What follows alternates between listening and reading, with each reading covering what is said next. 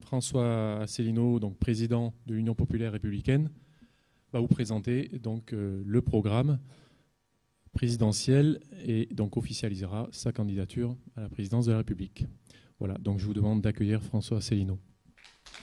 La France ne le sait pas, mais nous sommes en guerre avec l'Amérique. Une guerre permanente, une guerre vitale, une guerre économique, une guerre sans mort apparemment. Ils sont voraces, ils veulent un pouvoir sans partage sur le monde. C'est une guerre inconnue, une guerre permanente. Sans mort apparemment, pourtant une guerre.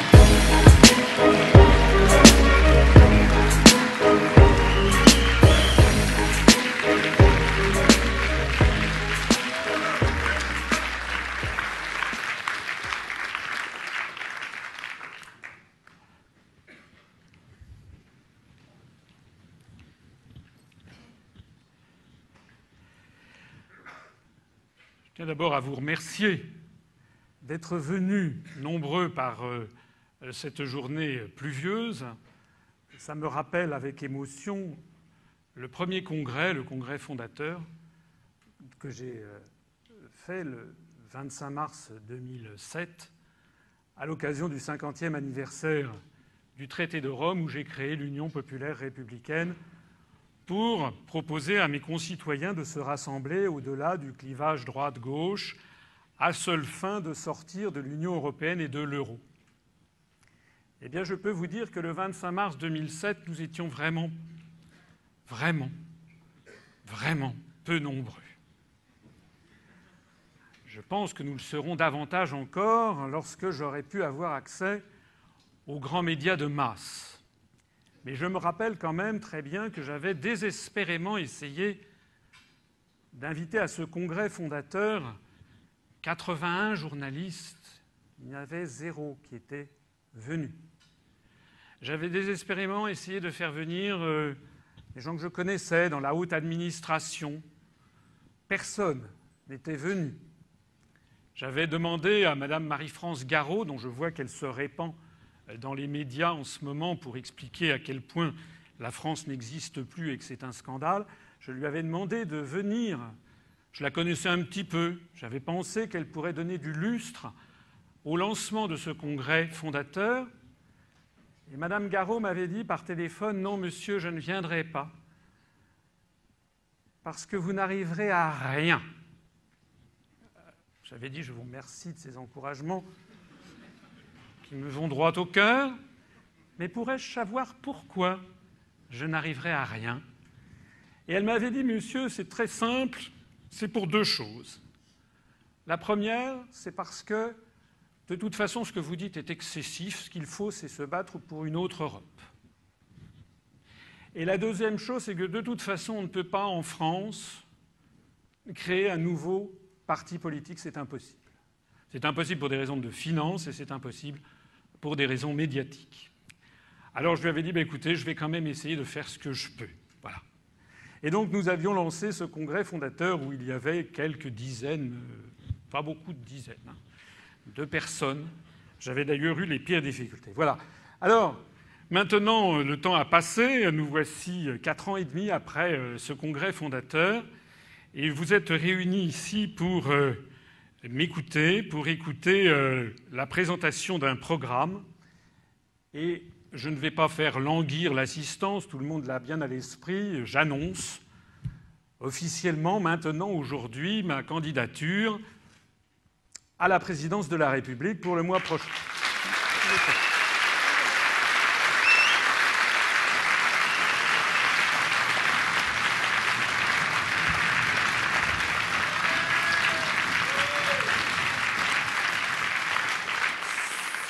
Si je le fais, ça n'est pas pour des raisons de vaine gloriole. J'aurai l'occasion de m'en expliquer à la fin de cette présentation. Si je le fais, c'est parce que j'ai le sentiment du devoir. Alors je sais bien que c'est ce que disent tous les candidats, mais c'est quand même, me semble-t-il, particulièrement vrai, parce qu'il y a une question préjudicielle que vous devez vous poser toujours quand vous avez un candidat qui se présente devant vous. C'est que vous devriez vous demander intérieurement « mais pourquoi est-ce qu'il le fait ?»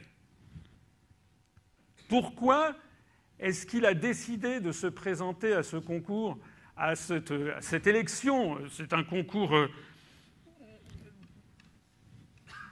normalement de programme, de vision de la France, en réalité qui est un concours d'ambition.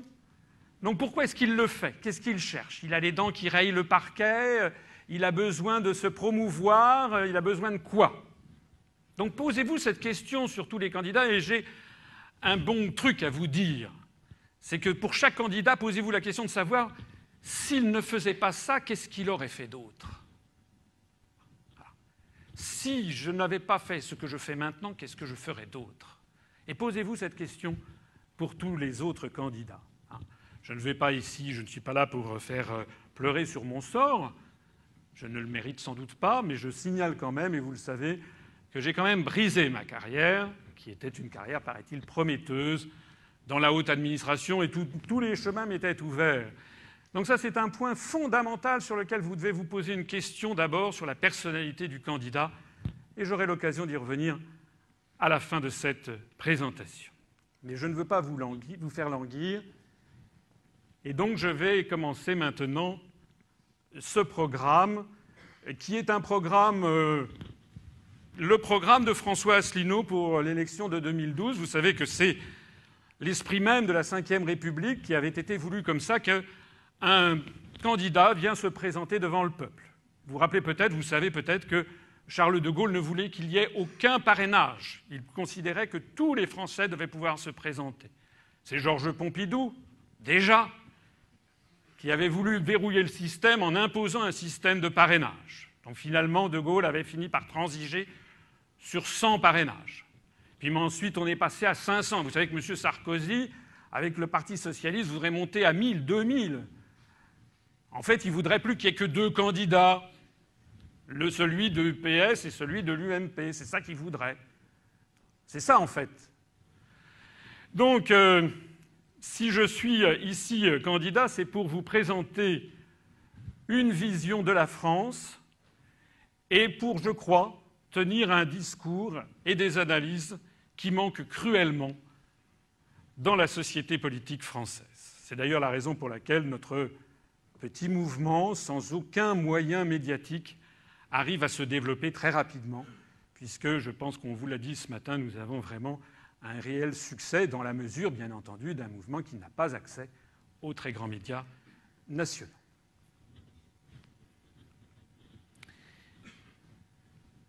Il faudrait peut-être baisser un petit peu la lumière. Je veux faire entrer dans l'esprit des Français que pour la France, c'est l'ère... Excusez-moi. Je veux faire entrer dans l'esprit des Français que pour la France, c'est l'ère de l'indépendance. C'en est fini de l'ère de l'impérialisme, c'est ça le vrai sujet de l'élection présidentielle. Et tout ce que j'ai fait depuis 25 ans n'a pas de sens si ce n'est pour établir définitivement l'indépendance de la France. Voilà ce que disait à perfide Charles de Gaulle quelques mois avant la première élection présidentielle au suffrage universel de l'histoire de la Ve République. Le vrai sujet de l'élection présidentielle, c'est l'indépendance de la France. Une trentaine d'années après, Mitterrand, quelques semaines avant de mourir, livrait à Georges-Marc Benamou son testament politique. La France ne le sait pas, mais nous sommes en guerre avec l'Amérique. Oui, une guerre permanente, une guerre vitale, une guerre économique, une guerre sans mort, apparemment. Oui, ils sont très durs, les Américains. Ils sont voraces, ils veulent un pouvoir sans partage sur le monde. C'est une guerre inconnue, une guerre permanente, sans mort apparemment, et pourtant une guerre à mort. 32 ans après le diagnostic fait par Charles de Gaulle. Et puis je voudrais citer quelqu'un qui nous a quittés très récemment, qui est Danielle Mitterrand. Voilà ce qu'elle racontait à un journaliste en 1985, durant la célébration du bicentenaire de la Déclaration des droits de l'homme en juillet 1989. J'ai pu voir jusqu'à quel point nous étions soumis aux États-Unis. l'État français n'invita pas plusieurs dignitaires, en particulier les latino-américains, comme par hasard, c'était ces pays-là que Washington voulait détruire. Je me rappelle avoir dit à François Mitterrand, jusqu'à quel point allons-nous être dépendants de l'humeur des États-Unis, ne pas pouvoir choisir nos invités pour nos festivités, ce fut une honte. En France, on élit et les élus font des lois qu'ils n'ont jamais proposées et dont nous n'avons jamais voulu. La France est-elle une démocratie, une puissance mondiale? Je le dis en tant que Française, cela ne veut rien dire. Danielle Mitterrand, épouse pendant 14 ans du président de la République française, dans une déclaration au journaliste colombien M. Ospina le 28 octobre 2005. Alors la question, c'est comment la France, le pays des hommes libres, comment est-on arrivé là? Je commencerai mon propos sous l'augure d'un proverbe africain que j'aime bien. Si tu ne sais pas où tu vas, regarde d'où tu viens. On ne peut pas présenter un programme présidentiel aux Français si l'on n'aborde pas de front le véritable problème qui est le problème de l'indépendance nationale, de l'indépendance de la France, et si l'on n'explique donc pas aux Français d'où ça vient, que l'on n'a même plus le droit d'inviter à un petit four tel ou tel dirigeant qui ne plaît pas aux États-Unis. Voici une dépêche, ou plus exactement un titre de journal. L'année historique du grand regroupement de l'Europe. C'est quand, à votre avis? C'est 57? C'est 1957, 1992, 2005? C'est maintenant? Non. C'est en 1941. 1941 sera l'année historique du grand regroupement de l'Europe, a déclaré le Führer à Berlin. C'est le grand titre de Paris Soir du 1er février 1941. Et dans cette période-là, dont on parle très peu d'ailleurs aux jeunes Français comme aux moins jeunes, eh bien on nous parlait déjà de la construction de l'Europe. La France européenne, regardez cette affiche, la France européenne, il est même marqué dessus « Construction de l'Europe » avec un drapeau français, comme si c'était la France qui voulait la construction de l'Europe. Cette construction européenne, cette France européenne, eh bien ce fut une grande exposition qui fut inaugurée à Paris le 6 juin 1941 au Grand Palais avec les autorités nazies. Exposition La France européenne. L'inauguration se fit avec ici M. Fernand de Brinon, qui était le représentant officiel de l'État de Vichy auprès des armées d'occupation, et il y avait M. Otto Abetz et M. Stumpnagel, qui étaient les représentants des autorités nazies, à la fois civiles et militaires, qui occupaient la France. Et qu'est-ce que l'on faisait pendant cette inauguration, pendant laquelle on circulait dans cette exposition pour montrer les bienfaits de la construction européenne? Eh bien, on voyait ici une carte avec marqué « hier » et « demain ». Vous savez, c'est comme les avant-après des lotions capillaires. Hier, c'était l'Europe cloisonnée des démocraties inefficaces, avec des murs qui sont autant que des frontières qui sont autant de murs. Demain, eh bien demain, c'est la nouvelle Europe sans frontières dessinée par Adolf Hitler, où l'on circulera si librement, où l'on aura un grand marché, où tout sera beaucoup plus facile, où l'on aura enfin le génie européen qui pourra s'affirmer à la face du monde. C'était tout à fait d'ailleurs la propagande de Vichy. Ça, ce sont des affiches de la propagande de 1941-1942. Je travaille en Allemagne, fais comme moi, c'est pour la France. On prenait déjà modèle sur l'Allemagne. Et ici, il fallait fabriquer des bombes, travaillez en Allemagne, État français, pour une France plus forte. Ça ne vous rappelle rien, ça? Il faut faire l'Europe pour une France plus forte? Il faut prendre modèle sur l'Allemagne pour que la France soit plus forte. C'est exactement le discours que nous avons actuellement, aujourd'hui même, dans quelques jours encore. Connaissez-vous mieux que lui les problèmes de l'heure? Voilà ce que l'on disait en 1941 en montrant le portrait du maréchal Pétain. Lui, il savait quels étaient les problèmes de l'heure. Il fallait effectivement faire comme les autres pays d'Europe. Il fallait, comme les autres, faire ce que faisait le chancelier d'Allemagne, M. Hitler.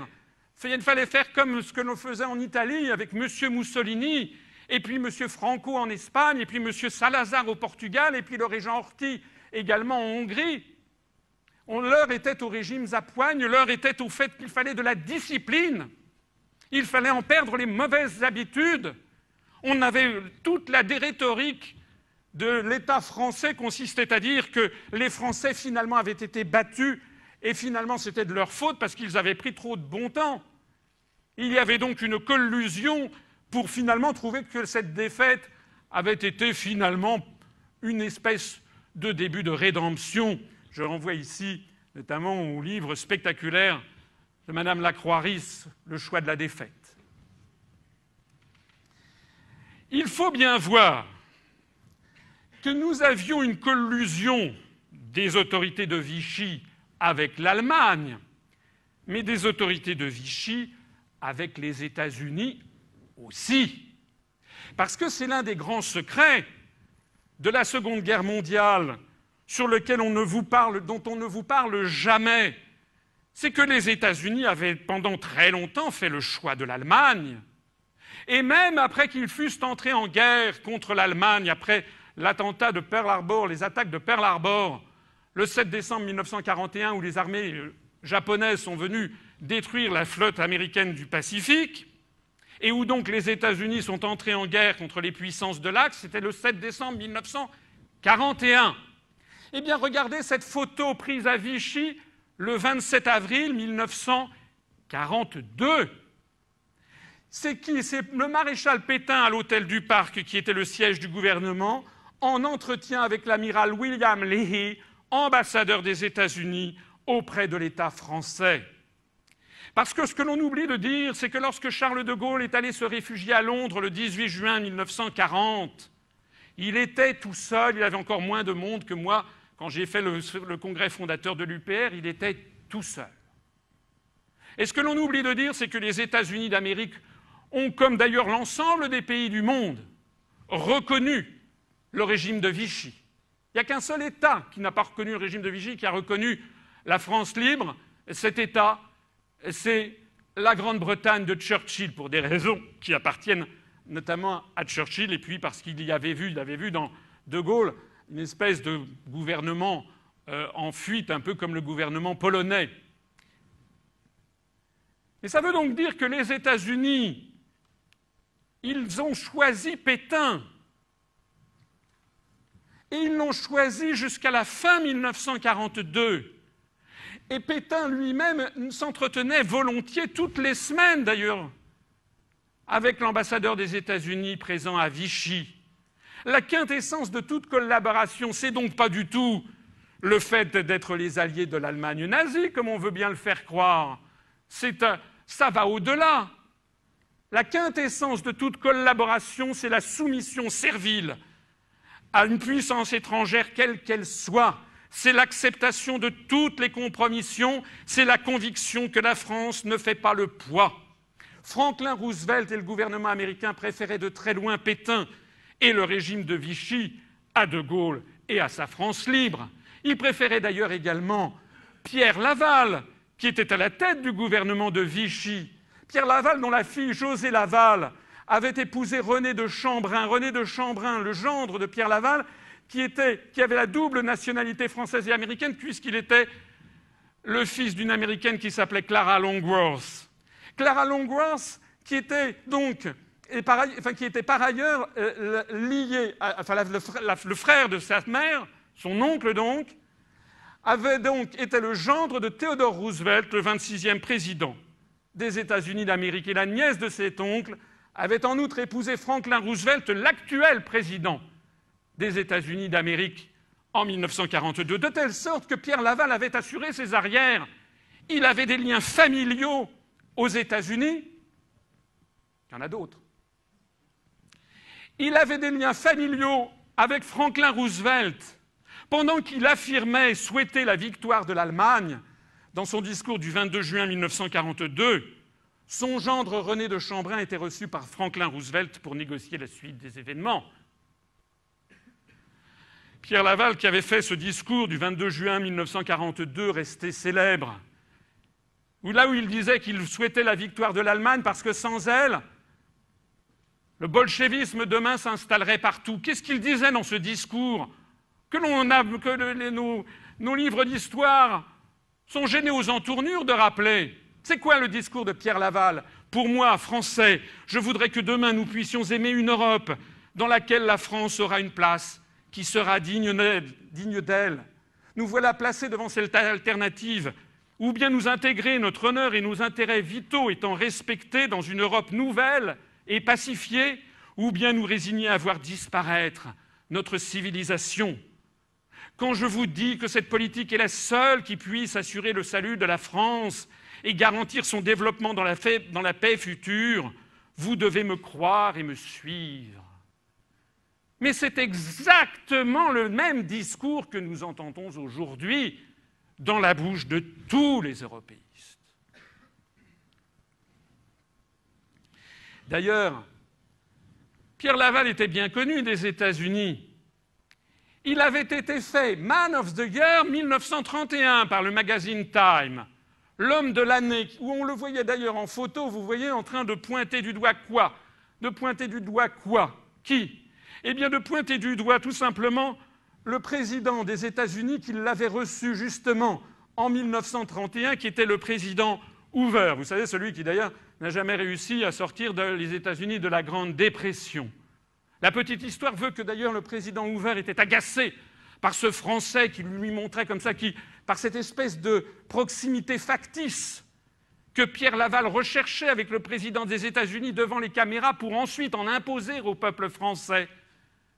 C'était ça que faisait Laval, une espèce d'histrion médiatique, essayant de montrer qu'il était copain comme cochon avec le président des États-Unis, lequel regarde ça d'une façon avec un certain détachement.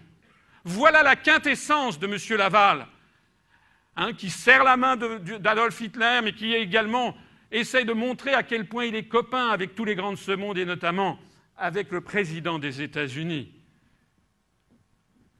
J'ai une photo cruelle à vous montrer.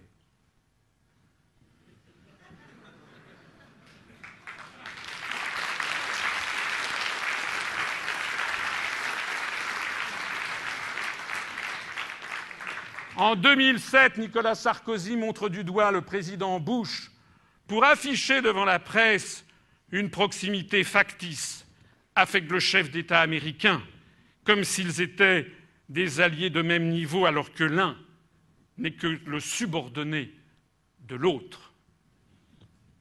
L'esprit de collaboration, c'est ça. C'est faire carrière à tout prix en servant les puissants du moment, l'Allemagne, les États-Unis, en servant les puissants du moment, les puissances financières, n'importe qui, plutôt que l'indépendance de la France et que la liberté des Français. De Gaulle a expliqué dans les années 60 ce qui s'était passé à la fin de la Seconde Guerre mondiale. Il l'a expliqué à perfit, et alors vraiment ouvrez grand vos oreilles parce que c'est très intéressant. De Gaulle a expliqué à perfit Roosevelt était un type qui voulait dominer l'univers et bien entendu décider du sort de la France. Alors, De Gaulle, ça l'embêtait. Il ne le trouvait pas assez souple. Il pensait que le jour où les Américains auraient débarqué en France, si le maréchal était encore là, il n'aurait rien à leur refuser, ce qui était bien vrai. D'ailleurs, Roosevelt avait dit aux émissaires de Gaulle, après l'affaire de l'opération Torche, lorsque les Anglo-Américains étaient intervenus en Afrique du Nord à la fin de 1942, qui n'avaient pas prévenu de Gaulle et qu'ils avaient fait alliance avec Darlan, Eisenhower avait fait alliance avec Darlan, c'est-à-dire avec le dauphin de Pétain, Roosevelt avait eu ce propos incroyable. Il avait dit aux émissaires de Gaulle, oui, je traite avec Darlan parce que Darlan me donne à Alger, et demain, je traiterai avec Laval lorsque Laval me donnera Paris. Parce que c'était ça qui était prévu. Ce qui était prévu, c'était bien de tout faire pour empêcher que de Gaulle puisse accéder au pouvoir, et avec lui la résistance française, et pour remplacer, même pas remplacer, conserver tout simplement des domestiques qui avaient fait la preuve d'ailleurs de leur souplesse, puisqu'ils avaient collaboré avec les autorités ennemies. Alors de Gaulle poursuit en disant « Ensuite, Vichy étant vraiment devenu impossible, il a laissé tomber Vichy. Il a essayé de se rattraper sur Giraud. Le général Giraud, qui lui aussi était vichiste et qui d'un seul coup, après 1942, après l'invasion de l'Afrique du Nord par les troupes anglo-américaines, d'un seul coup s'était rallié aux Américains. Les Américains veulent toujours avoir des généraux Giraud, des amis de Karzai, des young leaders de la French American Foundation. Puis, voyant que ça ne donnait rien, il a essayé de se rabattre sur Herriot, Édouard Herriot, président du Conseil de la Troisième République. Et écoutez la suite. Il a même tenté de fabriquer un gouvernement à Paris au moment où j'allais y entrer, donc à l'été 1944, avec Laval, Herriot. Tout ça a été manigancé avec Otto Abetz, qui était le représentant de Hitler à Paris sous l'occupation, et avec Alan Dulles, qui était à Genève pour le compte de la CIA. C'est Charles de Gaulle qui le dit à Alain Perfit le 17 juin 1964 dans un entretien en tête-à-tête. On voit donc bien la collusion qu'il y avait entre les autorités américaines et puis les autorités d'occupation et les autorités de collaboration françaises. Ils voulaient tout simplement qu'au sortir de la Seconde Guerre mondiale, ils aient une France entièrement domestiquée, aussi domestiquée que l'avait souhaité Hitler. Finalement, c'était quasiment un conflit d'impérialisme entre les Anglais, entre les Américains et les Allemands, et rien d'autre. Alors face à ça, il faut maintenant parler de ce qu'était la résistance, qui étaient des gens comme vous, qui n'avaient pas un rond, qui ne passaient dans aucun média. Radio Paris ment, Radio Paris ment, Radio Paris est allemand. Vous connaissez cette petite ritournelle?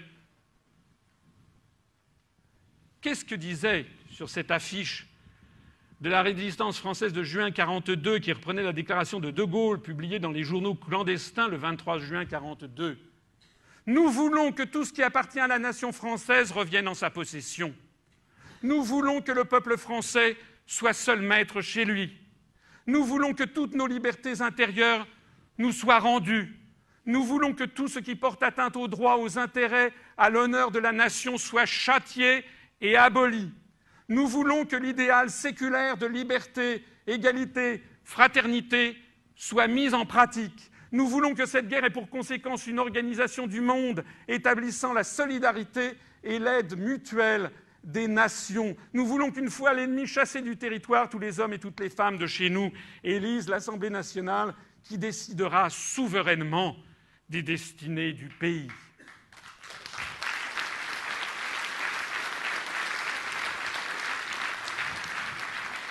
Et regardez cette affiche de l'époque, au moment précis de la libération, cette affiche des forces françaises de l'intérieur qui avait été placée sous le commandement du général Koenig, les FFI, comme on le disait. Regardez cette phrase et ce paragraphe tout à fait extraordinaire. La résistance française est née du refus de la défaite, refus non motivé qui ne s'appuyait sur aucun raisonnement, aucun intérêt. Il venait du plus profond de notre être, du sentiment instinctif que malgré un tel effondrement, l'honneur du pays pouvait être sauvé. La résistance française a pris pour mission de maintenir l'honneur. Elle a groupé tous les hommes pour qui une telle mission paraissait désormais, malgré son apparente inconséquence, la seule raison de vivre. Malgré son apparente inconséquence, ça veut dire malgré le fait qu'ils savaient qu'a priori tout était cuit. Incarnée par son chef, le général de Gaulle, la résistance n'a cessé durant 4 ans de suivre la voie la plus dure, mais aussi la plus habile, la voie droite. C'était une citation d'un discours de Charles de Gaulle le 18 juin 1942 à Covent Garden pour le 2e anniversaire de l'appel du 18 juin. La voie la plus dure, mais la plus habile, la voie droite depuis 4 ans. Permettez-moi de vous expliquer ou de faire un parallèle. Nous, depuis la création de l'UPR, il y a 4 ans et demi, nous avons dit toujours la même chose. Toujours et toujours et toujours, et en atteste notre charte fondatrice, qui n'a pas été changée d'un iota depuis 4 ans et demi. Nous avons suivi la voie la plus dure, mais aussi la plus habile, la voie droite.